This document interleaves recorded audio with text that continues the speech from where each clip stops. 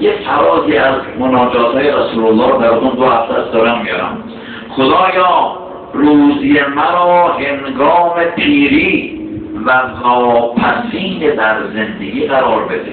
فکر پیری باشید جمعا، خیلی مصیبته که انسان پیر بشه و نداشته باشه و 90% غافلن، یعنی در جوانی یا کار نمیکنه یا فعالیت نمیکنه، اگرم میکنه جمع نمیکنه، خیلی خود خرد میکنه. الان بیشتر پدر مادرها به خاطر دلشون، نه به خاطر بچه، به خاطر نفسش هم خودش در پیری بیچاره میکنه، هم بچه‌هاش هم به خود یه گلای خرد میکنه. این پولوها جمع کنه نگه داره واسه فردای بچه، اما دلش میخواد اینه بخره، دلش میخواد اون کارو بکنه، دلش میخواد بچه اینطور باشه. این دل صاحب مرده هم خودش بیچاره میکنن بچه.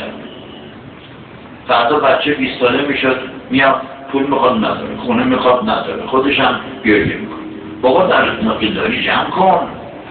میگه خدایا روزی مرا، وسعت مرا در پیری قرار بده. خدایا مرا چنان از ذات خود ترسان کن که گویی تو را میبینم. خیال نکنی یه مشترش انداختم پایین همینطوری دارم میرن جلو، هر کار دلشون میخواد بکنم. نه، اینطور نیست شان من، اینطور نیست. تو همین دنیا میفهمم